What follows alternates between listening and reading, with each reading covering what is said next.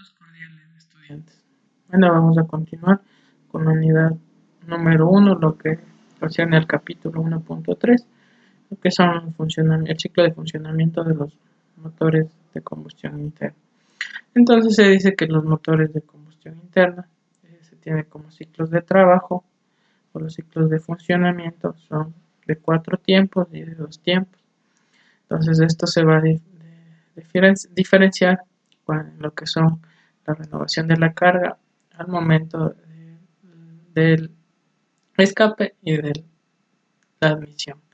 Entonces, como podemos observar en la figura, tenemos un motor de 4 cilindros en los que se efectúan los diferentes ciclos de trabajo en el motor mediante lo que es el cigüeñal y el árbol de leva. Entonces, mediante estos dos componentes podemos realizar estos ciclos de trabajo.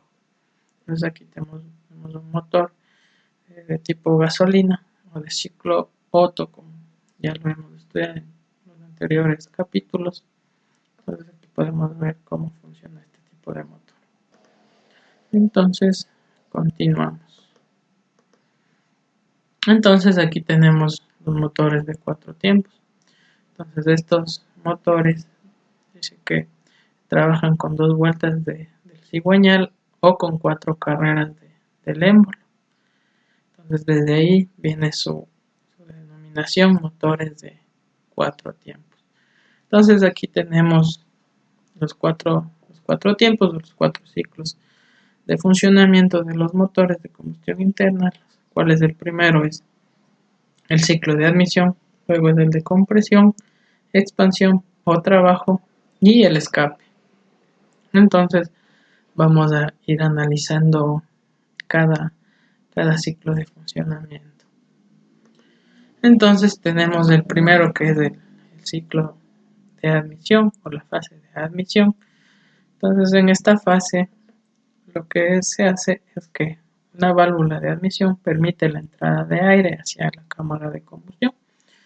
Entonces a la entrada de aire que gira el cigüeñal permite la apertura de esta válvula y el ingreso de aire. Entonces al movimiento del cigüeñal va a ingresar el aire y el cigüeñal va a llevar al pistón o émbolo hacia la parte inferior. Entonces ahí aquí tendremos la entrada de aire hacia el motor. Entonces aquí tenemos la primera fase o el primer ciclo de funcionamiento. Después de esto tenemos la fase de compresión. Entonces aquí va otra vez a girar el cigüeñal. Entonces se irán los 180 grados otra vez y subirá el émbolo ya con el aire en el ingreso junto con la mezcla de combustible, que a su vez puede ser inyectado, ¿no es cierto? Puede ser inyectado justo aquí a la entrada de aire, o ya puede venir desde la cámara, desde el múltiple de admisión, puede llegar el combustible hacia acá a la cámara de combustión. ¿Sí? Entonces aquí tenemos el ingreso del aire y el combustible. Entonces aquí, después de que ingresan estos dos componentes, entonces el cigüeñal vuelve a girar y los lleva a la parte superior. Entonces aquí, al momento de que el pistón está en la parte superior, sigue el siguiente ciclo o la siguiente fase, que es la de expansión o trabajo. Entonces aquí ya sea primero vamos con el motor a gasolina o el motor de ciclo Otto. Entonces al momento que el pistón se encuentra ya en la parte superior, ya con la mezcla comprimida de aire combustible, aquí vamos a tener una bujía que va a producir una chispa para que se produzca la combustión, ¿no es cierto? Entonces aquí se va a realizar esto en lo que son los motores de gasolina o los motores MEP de encendido provocado. Mientras que en los motores de ciclo diésel, en vez de tener aquí una bujía, vamos a tener un inyector. Entonces aquí a la entrada de la admisión solo vamos a tener el ingreso de aire. Entonces aquí en el motor de ciclo diésel tenemos ya la compresión, pero a una temperatura adecuada de lo que es el aire. Entonces, momento que el pistón ya se encuentra en la parte superior, el combustible va a ser inyectado para que se produzca el auto encendido y así tener el ciclo de expansión o trabajo en los motores de ciclo diésel. Entonces, por último, ya en los dos motores, sea diésel o gasolina, se va a producir lo que es la fase o el ciclo de escape. Entonces, donde toda la mezcla aire-combustible va a ser evacuada por esta válvula que se encuentra al lado derecho de la pantalla. Entonces, al momento de girar nuevamente el cigüeñal, evacúa todos estos gases hacia la atmósfera.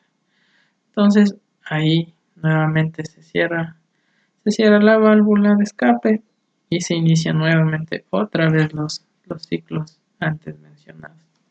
Entonces, tanto en el de diésel como en el motor de gasolina se produce esta parte de la evacuación de los gases de escape.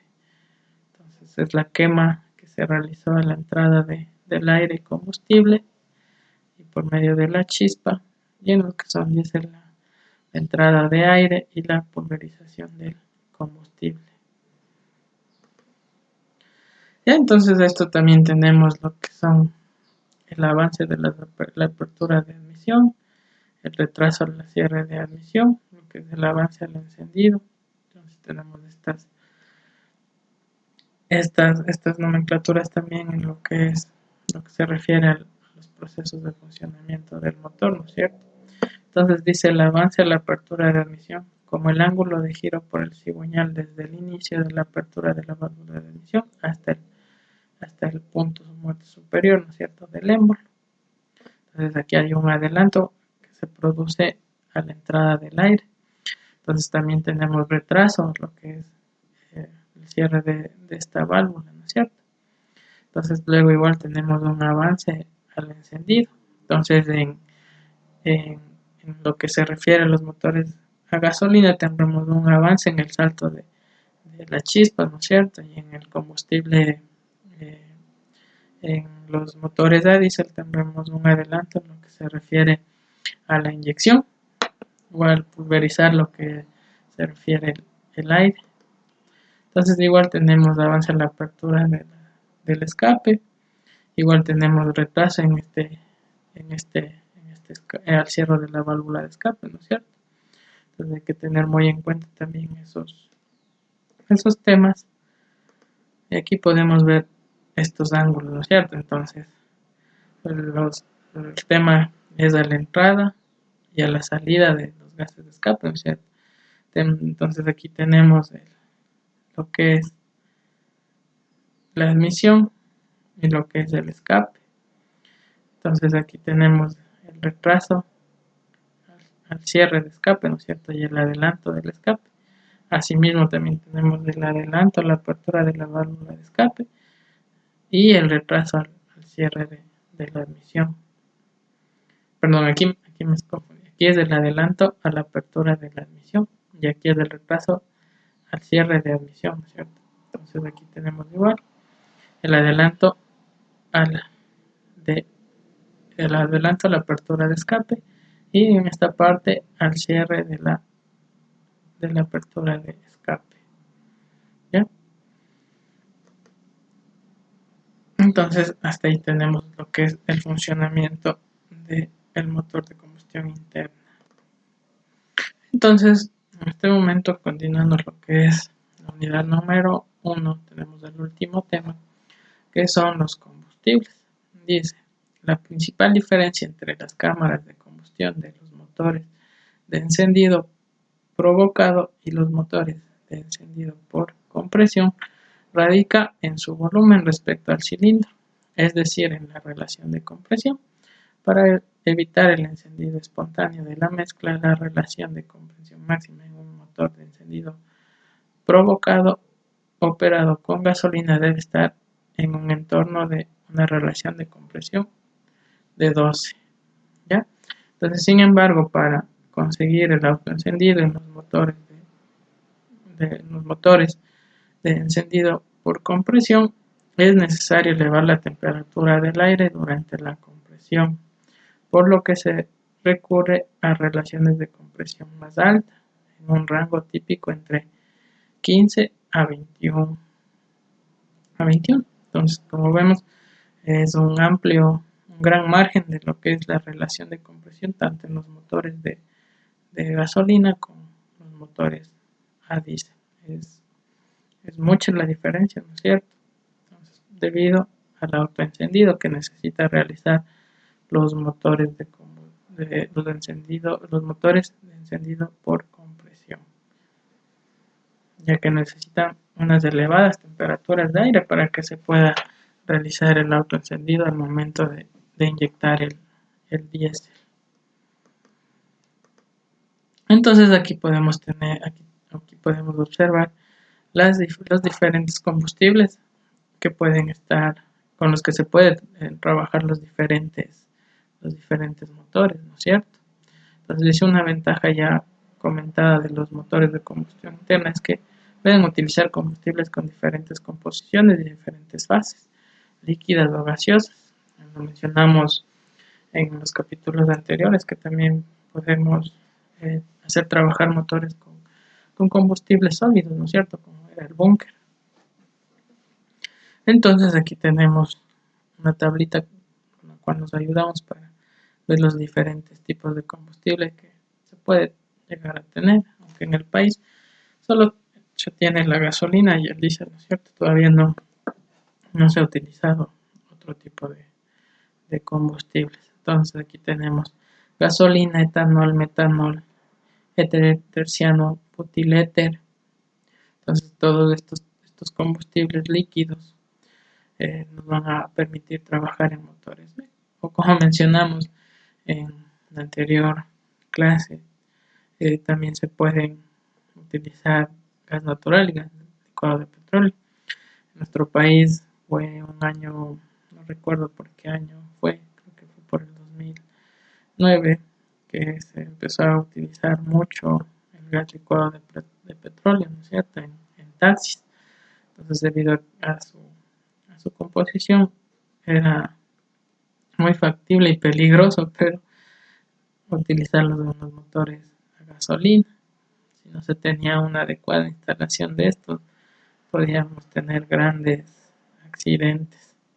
Entonces, para lo que son los motores MEP, tenemos combustibles como el diésel, el biodiesel, el GTL, que es igual otro tipo de combustible, lo que es el CTL, lo que es el BTL, y tenemos también un biogás. Entonces, sí existen, parece que eran muy pocos los de biogás que se utilizaban en un motor. Entonces, aquí tenemos la disposición. Por lo general, la mayoría, como dijimos, son líquidos, ¿cierto? Como es la gasolina y el diésel. Una fase, digamos que se pueden tener dos fases, lo que es, como podemos observar, el gas natural, que se tiene en fase líquida y en una fase gaseosa. Y el hidrógeno, que también es una gran ayuda en los motores de combustión interna. Ya vamos a ver cada uno de ellos en esta clase. Entonces aquí podemos ver de dónde se obtiene, si es un combustible de origen fósil o de otros procesos, ¿no es cierto? Como lo es el biodiesel. es de un proceso fósil, sino de otro tipo de procesos. Entonces tenemos la gasolina, dice, es una mezcla de hidrocarburos obtenida de la destilación fraccionada del petróleo que es utilizada mayormente como combustible. Entonces, ¿no es cierto? Tenemos el combustible que se ocupa en un motor de cicloto, ¿no es cierto? Como decíamos anteriormente, la gasolina es utilizada en este tipo de motores o en los motores MEP, ¿no es cierto? En los motores de encendido provocado o por chispa. Luego igual tenemos el diésel o gasoil, como se le denomina en otros países. Igual este sirve para motores, solo para motores por lo que son de encendido por compresión, ¿no es cierto? Entonces, solo se pulveriza el diésel dentro de la cámara de combustión para realizar el autoencendido, ¿no es cierto? Este también es una derivación del petróleo, ¿no es cierto? Entonces es un combustible fósil al igual que la gasolina. Entonces, como mencionamos anteriormente, estos combustibles líquidos en nuestro país son de gran demanda, lo que es la gasolina y el diésel. Entonces también tenemos diversos tipos de gasolina en nuestro país, como es la gasolina super y la gasolina extra, ¿no es cierto? Varía el octanaje que pueden llegar a tener estos dos para un mejor autoencendido, ¿no es cierto? Ya que en el diésel solo se tiene un tipo de diésel, ¿no es cierto?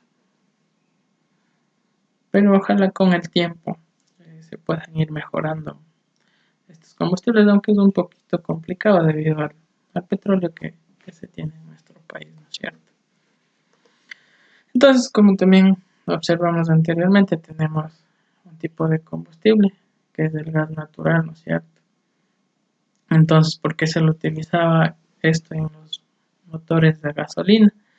Por el bajo precio, ¿no es cierto? Era más económico y rendía mucho más, pero era un poquito peligroso adaptarlos a los motores, ya que podíamos tener grandes accidentes al manipular este tipo de combustible.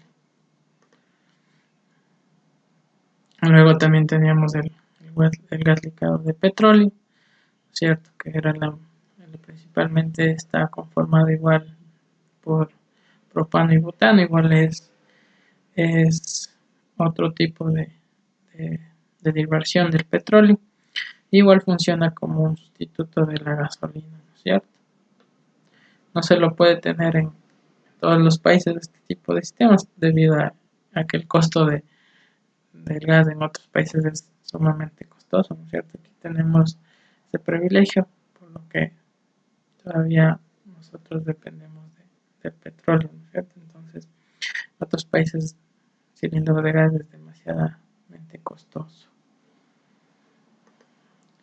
Tenemos el biodiesel, que son derivados de aceites vegetales, ya no tienen o ya no son derivados del, del petróleo, ¿no es cierto? Es un combustible más limpio que ayuda también a cuidar el planeta, la atmósfera, lo que son igual todos los sistemas, tanto para el ser humano igual, ¿no es cierto? Entonces estos biocombustibles que se los denomina fueron utilizados en principios de los Estados Unidos o en países europeos también. Entonces aquí tenemos otro tipo de combustible, un combustible que ya no es, que ya no viene del petróleo o de los derivados del petróleo. Entonces aquí también tenemos el etanol, cierto que también es otro tipo de combustible que ya no viene de la derivación o la extracción del petróleo, ¿no es cierto? Puede ser de varias plantas, de varios químicos. Entonces, como dice en la diapositiva, se puede tener de fermentación de azúcar, algunos también de las cañas de maíz, Entonces su uso dice que principalmente para reemplazar el consumo de derivados del petróleo, específicamente como sustituto de la gasolina en Brasil y en Estados Unidos se propagó este etanol. Entonces, debido a que la producción en estos países era muy grande, ¿no es cierto? Entonces, por eso se pudo introducir el etanol como combustible en los motores de combustión interna. Entonces, por último, tenemos ya la electricidad, que también es una fuente ya alterna, pero igual hay vehículos que igual trabajan a la par, como son los híbridos, ¿no es cierto? Los híbridos trabajan tanto de un motor de combustible como unas baterías o una carga de las baterías, ¿no es cierto? O si no, ya en la actualidad hay vehículos ya sumamente electrónicos, pero debido a, a que para recargar estas baterías se necesita de mucho tiempo, es un poquito complicado la llegada acá a nuestro país, ¿no es cierto? Con, bueno, se dice que para cargar unas baterías de este tipo se necesitan con una corriente de 110 voltios, 8 horas. Y con una corriente de 120 voltios, 4 horas. Bueno, ya ha ido cambiando, me parece que ya se han ido reduciendo esos tiempos, pero igual es un poquito difícil, ¿no es cierto?, tener este tipo de vehículos en la actualidad en nuestro país, porque aún tenemos reservas de petróleo, pero a la vez también sí tenemos grandes plantas de energía, ¿no es cierto? Pero se espera que para el 2040 ya se pueda tener este tipo de vehículos en nuestro país. Entonces, eso sería todo lo que se respecta al capítulo número 1. Muchas gracias por su atención.